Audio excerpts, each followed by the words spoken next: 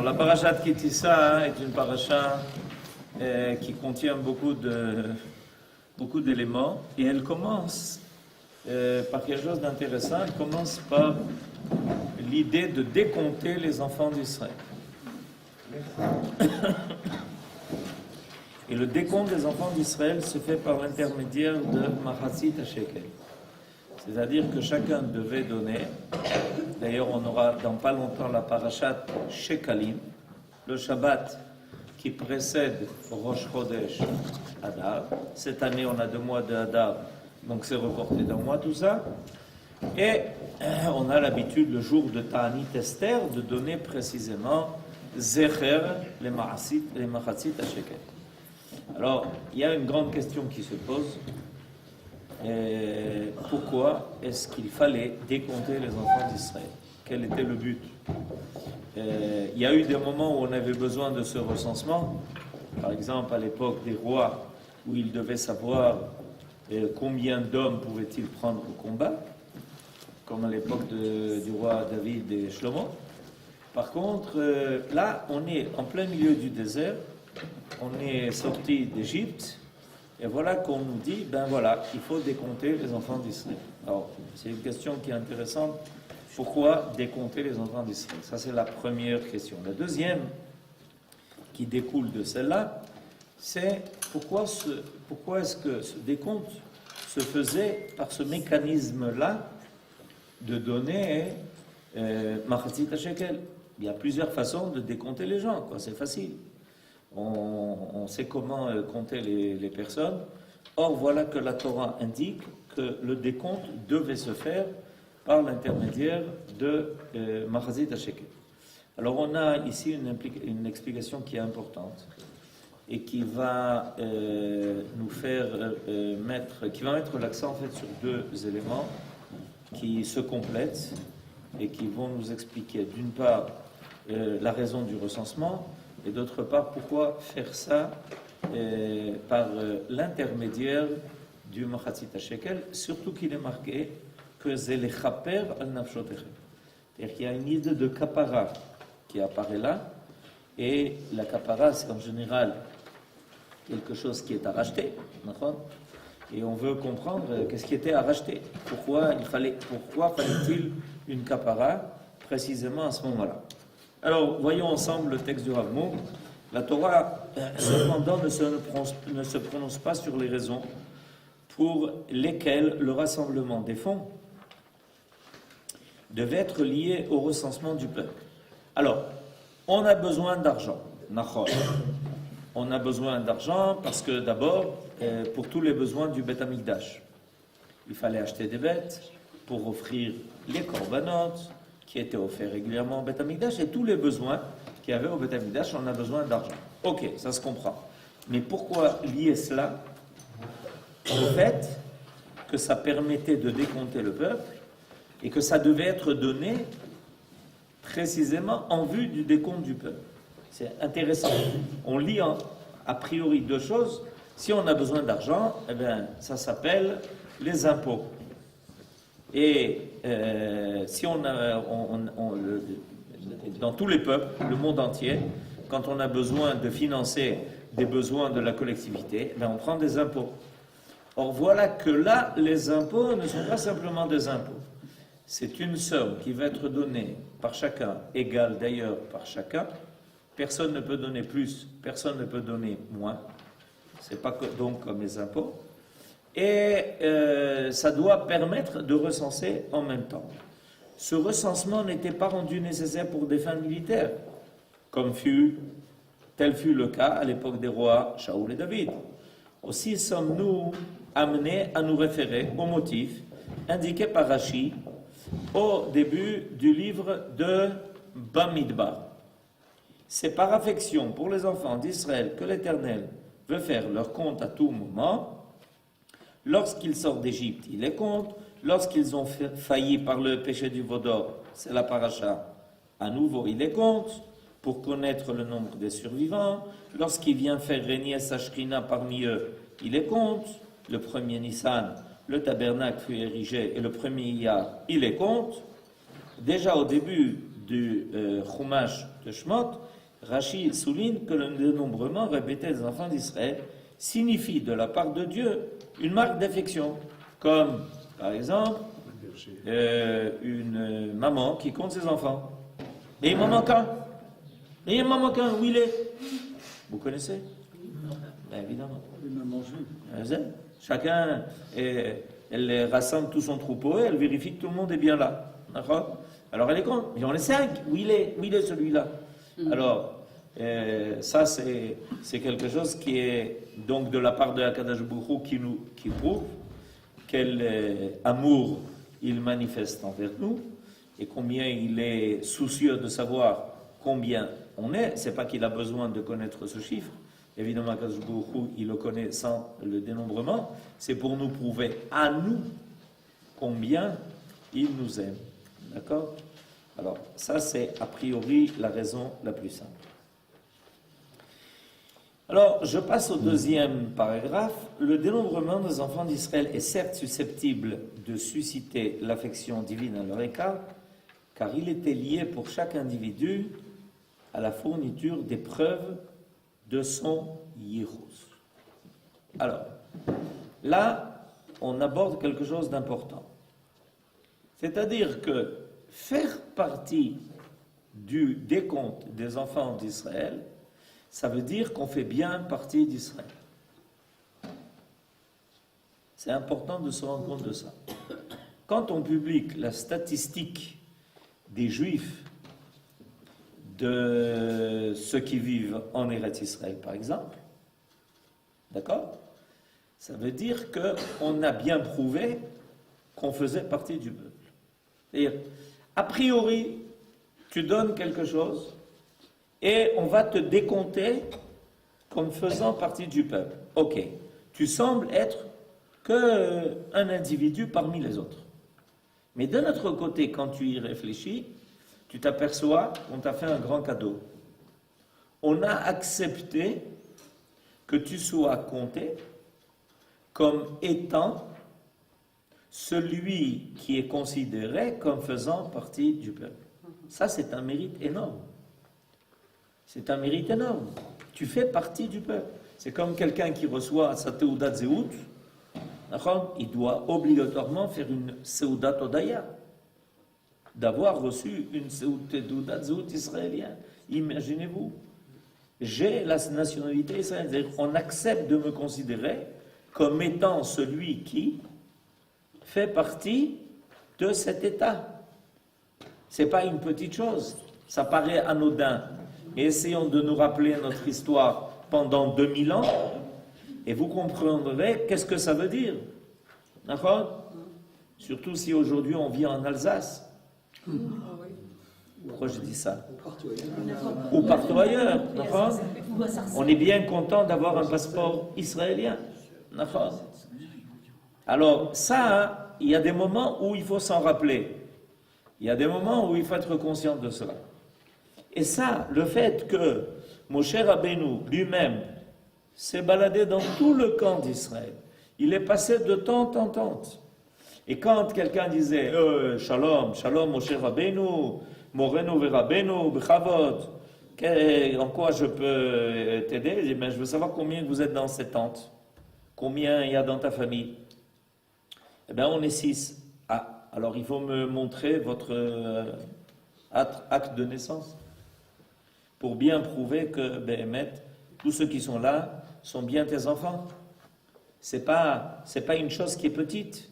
Ça veut dire qu'une fois qu'on a été compté dans le peuple, ça veut dire qu'on a reçu le cachet authentique et vrai. On fait partie du peuple. On fait partie de l'histoire d'Israël. Ça, il y a des moments dans l'histoire où on disait on aurait bien, il y en a qui auraient peut-être préféré oublier ça. Il y en a peut-être qui jusqu'à aujourd'hui voudraient oublier ça, mais on se charge de leur rappeler. Et à un moment donné, on finit par considérer ça comme étant un acte de noblesse, de faire partie du peuple d'Israël. C'est par exemple ce que Ruth dit à sa belle-mère Naomi. Quand Naomi, dans la Megillat Ruth, lui dit, dis-moi, pourquoi tu me suis, où tu vas? Et je ne sais pas, je te suis, là où tu vas, je vais. Mais comment, retourne chez toi, à Moab? Non, non, non, pas du tout. Je te quitte pas d'un pas. Là où tu iras, j'irai. Là où tu mouriras, je mourrai avec toi. Ça veut dire quoi? Ça veut dire, je veux faire partie de cette histoire. Je veux faire partie de ce peuple-là. Je veux avoir ce mérite de pouvoir dire, je fais partie d'Israël, de son histoire et de tout ce que ça veut dire. Alors, il est marqué que à chaque fois que Moshe Rabbeinu venait faire le décompte, ceux qui devaient être pris en considération présentèrent leurs documents généalogiques et des témoins pour confirmer leur ascendance, pour être enregistrés dans chaque tribu. Et il y a eu un incident très grave. D'ailleurs, à propos de cela, quelqu'un qui a voulu qu'on l'intègre dans la tribu de Dan, et la tribu de Dan a refuté son droit de faire partie de la tribu de Dan. Pourquoi? Parce que son père était un Égyptien. Et sa mère s'appelait Shlomit Badibri. Et c'est la seule chose, le seul cas, nos sages nous disent, où il y a eu une erreur de parcours. Et malheureusement, l'Égyptien avait remarqué cette femme-là, il avait envoyé son mari au travail pour qu'il soit sans arrêt occupé et sous un labeur qui ne lui laissait pas le temps de respirer, et il est rentré à sa place. Et la femme croyait que c'était son mari. Donc il faut bien être conscient de cela. Cette idée du Yichus, cette idée d'appartenir au peuple d'Israël, c'est quelque chose qui est exact. C'est quelque chose qui, ensuite, à un moment donné, a dit, mais ouais, heureusement, mais quelle chance, Baruch Hashem, on m'a pris en compte, je fais partie du recensement, je suis dans le recensement. Malbim décrit en détail de quelle manière ces preuves devaient être présentées. La pureté d'origine des familles d'Israël est une condition sine qua non de l'établissement de la Shrina sur la terre. Et lorsque les nations du monde réclamèrent leur part à la Torah au même titre que le peuple juif, Dieu leur répondit, apportez les preuves de votre pureté d'origine, comme le font les enfants d'Israël. Mais évidemment, elles ne purent satisfaire à cette demande. Parce que la Torah est destinée à Israël. Comme il est marqué, Torah tzivalanu Moshe, Morasha, Keilat Yaakov. Le mot Morasha n'apparaît que 2 fois dans toute la Torah. 2 fois. La première fois, il apparaît à propos de Eretz Israël. Venatati lachem morasha, dans la parasha de Vaïra. Quand il y a là-bas l'annonce faite par Akadosh Baruch Hu qui va délivrer les enfants d'Israël, alors apparaît cette idée de morasha. Et la deuxième fois, dans le verset que je viens de citer, Torah tzivalanu Moshe, morasha keilat Yaakov, un héritage à transmettre. C'est-à-dire que non seulement on insiste toujours sur l'idée qu'il faut transmettre cet héritage de la Torah, et on a cette obligation, Veshinantam levanecha, vedibartabam, veshivtecha bevetecha, vletecha badere. Mais on a une autre moracha à transmettre. La moracha que l'on a à transmettre, c'est l'identité. C'est la possibilité de faire partie du peuple. Ça t'est donné gratuitement. Pour ceux qui sont nés a priori d'Israël, tu as reçu ça gratuitement. Ça s'appelle Chok Hashvut. Chok Hashvut, on a l'impression que c'est une petite chose, que l'État d'Israël a décidé dès le départ que tout juif dans le monde pouvait débarquer et le lendemain recevoir sa Teudat Zehut. Mais aujourd'hui, on commence à comprendre que ce n'est pas une petite chose. C'est une grande chose. C'est une carte d'identité qui te dit que tu fais partie de tout ce que ce peuple a reçu et de tout ce qu'il va transmettre. Donc, cette idée-là, que la paracha commence comme ça, que les enfants d'Israël vont décompter, ça veut dire que chacun devait prendre conscience de son appartenance. En être conscient, remercier Akadosh Baruch Hu, en être fier et dire oui, quelle chance. Mais ça devait être complété. Pourquoi? Parce que ça c'est gratuit. Ça, le fait d'appartenir au peuple d'Israël, tu n'as rien fait pour ça. Sauf si tu t'es converti. C'est leur mérite. Mais si tu fais partie d'Israël a priori, tu l'as reçu gratuitement. C'est grâce à ta mère. D'accord? Alors, où est ton mérite? Le mérite est dans le dernier paragraphe. La référence à la pureté d'origine, le yichus, ne peut toutefois être considéré comme un mérite personnel. Parce qu'il n'y a rien fait. C'est ta mère qui t'a mis au monde. Enfin, en général, les gens y croient à peu près, quoi. Qui sont nés parce que leur mère les a mis au monde. D'accord?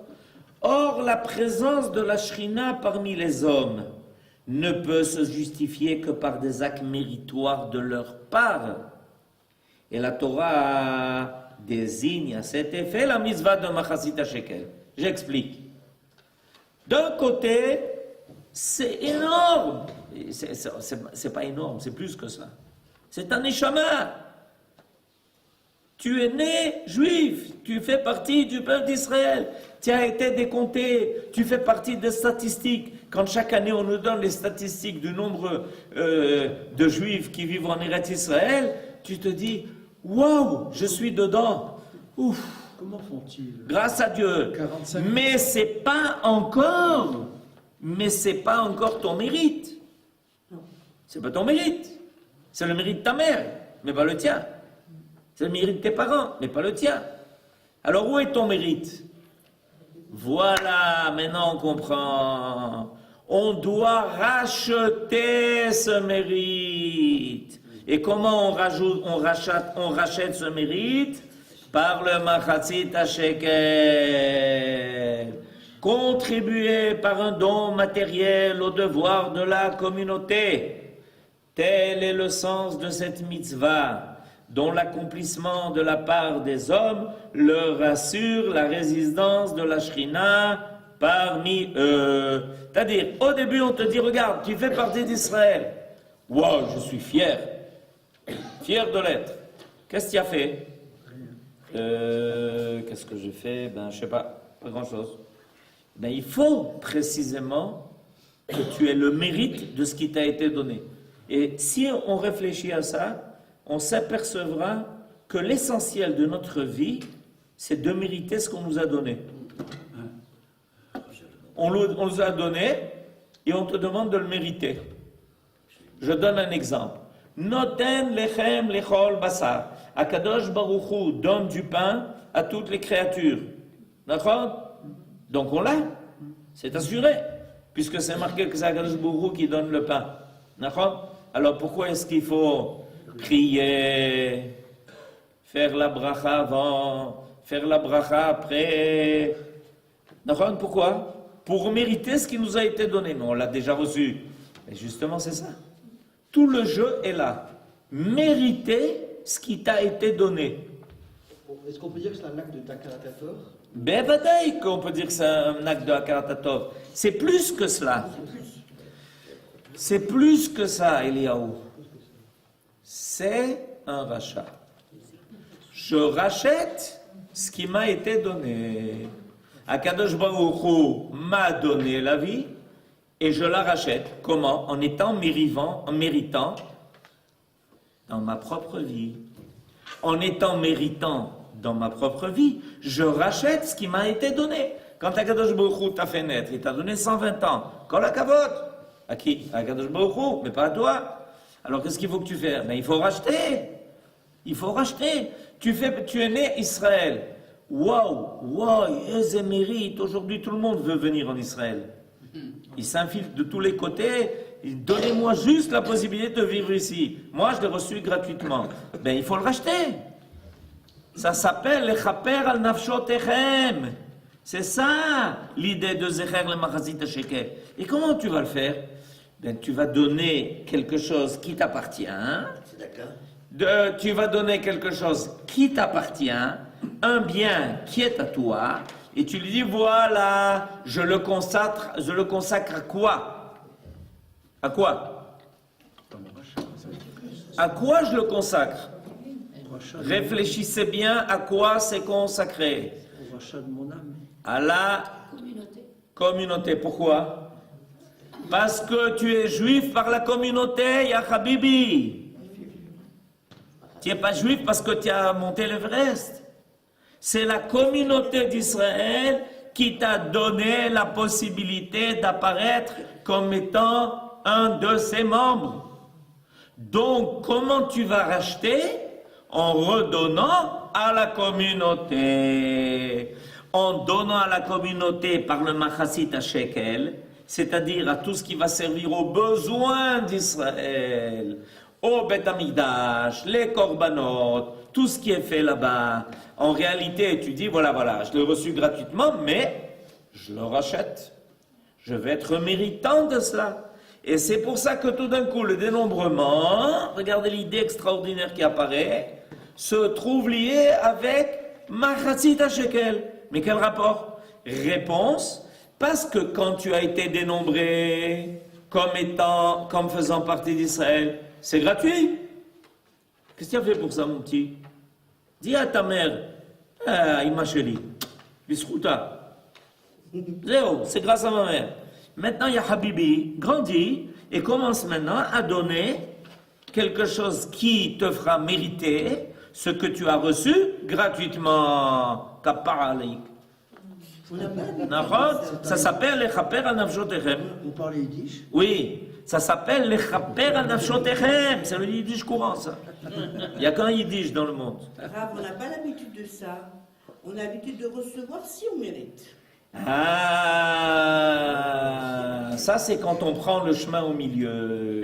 On ne fait pas en général attention à ce qu'on a reçu au départ. Par exemple, Monsieur Cohen, qui reçoit les honneurs de Cohen, de monter à la Torah le premier, de le faire monter pour Birkat Kohanim, quand il y aura le Beth Amikdash, de lui donner la Trouma, de lui donner la Chala. Vous allez recevoir beaucoup de choses, préparez-vous. Qu'est-ce qu'il a fait pour ça, Monsieur Cohen? Il est né Cohen parce que son père était Cohen. Kol hakavod au père de Monsieur Cohen. Mais qu'est-ce que maintenant Monsieur Cohen doit faire pendant toute sa vie? Il doit dire, écoutez, je vais vous donner une bracha, je suis à votre disposition. Si vous avez besoin de Pidyon Aben, alors shalom, Monsieur Cohen, oui. Écoutez, je viens d'avoir un premier-né et on a dit qu'il va aller faire Pidyon Aben. Est-ce que vous êtes disponible? Ah, pas du tout. Je ne suis pas disponible pour faire Pidyon Aben. Ça, écoutez-moi, c'est ce genre de choses, moi, ça me fatigue. Mais comment pas? Vous avez reçu le mérite d'être Cohen. Et alors, mais cette histoire-là, c'est pour ça que vous existez. Vous l'avez reçu de votre part, de la part de votre père. Maintenant, vous devez l'assumer.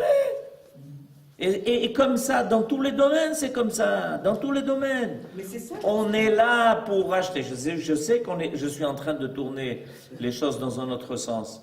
Et c'est bidiouk ce qui nous permet de devenir des gens moraux. C'est de penser que tout ne nous revient pas. Ok? Il faut se défaire de cette idée que tout nous revient, quels sont nos droits, qu'est-ce qu'on nous donne, qu'est-ce qu'on nous a pas donné, qu'est-ce qui nous reste à nous donner, etc. En quoi je dois être assisté, en quoi on me donnait, j'ai pas reçu encore ce qu'il me fallait, etc. Un jour, commence à te poser la question que finalement, tu t'es pas rendu compte, mais tu as déjà tout reçu. Et en réalité, ta vie, c'est pas d'essayer de recevoir ce que tu dois encore recevoir, c'est d'essayer de penser à ce que tu dois racheter de ce qui t'a déjà été donné. Est-ce que tu as déjà racheté tout ce qui t'a été donné? Ou là, tu commences à me poser des questions difficiles. Si je devais recommencer à penser à racheter tout ce qui m'a déjà été donné, ya habibi, ça commence à devenir difficile. Nachon? C'est où? Ken? Vous évoquez le rachat. Le rachat de sa personne en donnant ce Machatet Shekel. Oui. Pidyon Aben. Oui. On le fait une seule fois. Nachon? Est-ce que le Machatzit Shekel, on pourrait le donner une fois, et ensuite ça s'appellerait impôt pour la communauté. Mais c'est le principe. Entre le Machatzit Shekel de l'année dernière et cette année, tu as vécu. Ça aussi, c'est gratuit. C'est très bien. Kol hakavod, Florence. J'ai pas entendu. Kol hakavod, Madame Etoudi. Et la question de Yosef était, on répète la question, c'est comment se fait-il qu'on a besoin de donner Machatzit Shekel chaque année? On aurait pu, comme le rachat, le Pidyon Aben. Bon, une fois, on fait le rachat du Pidyon Aben, une fois. Or, le Machatzit Shekel, chaque année, chaque année, chaque année, chaque année, chaque année. Alors, la réponse de Madame Etoudi a été, mais entre-temps, depuis l'année dernière, tu as vécu quand même pendant un an. Tu remarques que tu as vécu pendant un an, Ya Habibi. Tu as reçu des choses pendant un an. Oui, mais l'impôt. Mais c'est la même chose. C'est la même chose. Il y a un impôt où on pense qu'on est là pour vous voler. En principe, tout celui qui paye des impôts a décidé que lui prendre des impôts, c'est le voler. C'est une définition. Par définition, quand on prend des impôts, on vous a volé. Je vais vous raconter une petite histoire. J'ai un ami, Rav, qui une fois a pris un taxi. Il devait aller d'un endroit à l'autre. Ok? Il rentre dans le taxi. Le chauffeur de taxi lui dit alors mon ami lui dit C'est quoi en français? je voudrais, est-ce que tu veux un reçu? Alors mon ami lui dit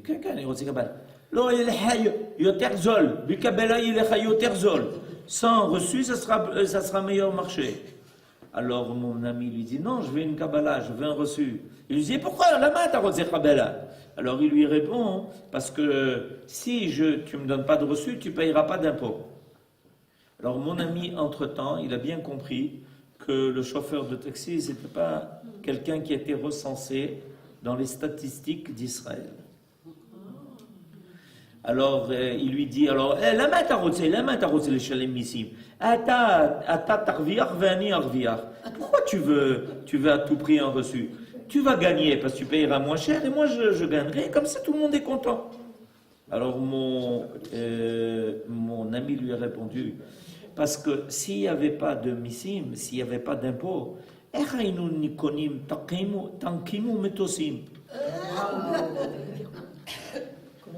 de là jusqu'à la fin de la course, il n'y a plus un mot.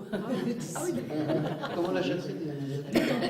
Comment on va acheter des tanks et des avions? De là, il n'y a plus un mot jusqu'à la fin de la course. Et des hôpitaux C'est terminé. Et les hôpitaux et le reste aussi. Vous avez compris? Mais c'est ça l'idée. L'idée, c'est qu'il faut participer. Il faut être partie prenante. Et tu ne peux pas être juste un spectateur en disant « Oh, kol hakavod au peuple d'Israël qui m'a amené sur terre. Kol hakavod, kol hakavod. » Et qu'est-ce que tu fais? En quoi tu participes? En quoi tu donnes? En quoi tu rachats ce droit de faire partie d'Israël? Mais ça n'est pareil. On arrive en Eretz Israël. On fait son alia. Alors, c'est quoi nos droits? Mais tu sais qu'il y a depuis 70 ans, il y a des gens ici qui ont donné pas mal pour qu'on t'accueille à Sde Teufa, à l'aéroport. Il y a pas mal de gens qui ont donné. Pas seulement de l'argent. De leur vie. Ok? Alors, on n'a pas cette idée en tête. On n'a pas l'idée même qu'il faut participer en quelque chose. C'est bidiouk l'idée. Tu veux faire partie du recensement. Tu veux qu'on te considère dans la statistique des Bnei Israël. Machatzit shekel. Et ça, tu dois le vouloir de ta propre volonté. Les chaper al nafshotechem. Pour pouvoir racheter ce droit-là qui t'a été donné gratuitement. Il va voir si tu ne le fais pas. Oh, il va voir. Si tu es dans une communauté et tu viens que pour profiter, oh, il va voir. Mais quand tu auras les mérites, tu ne seras pas inscrit dans le livre des mérites, tu seras inscrit à la rigueur dans le livre de ceux qui ont reçu, mais pas dans le livre de ceux qui ont donné. Imaginez-vous qu'il y aura deux livres. Un, ceux qui ont reçu, ceux qui ont donné. On cherche ceux qui ont reçu. S'ils ont donné, on ne les trouve pas. C'est l'onaïm. C'est mamash l'onaïm. C'est exactement l'idée qui apparaît ici.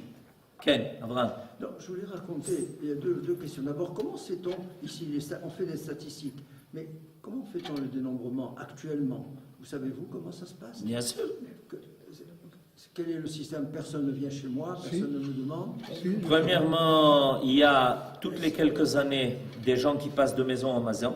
Et d'ailleurs, ça vous est jamais arrivé encore. 18 ans, je n'ai jamais vu Ça s'est jamais arrivé. Maintenant, aujourd'hui, l'État a à sa disposition des moyens énormes pour savoir qui est-ce qui vit ici. Par exemple, à chaque fois que quelqu'un prend l'avion, qui rentre et qui sort,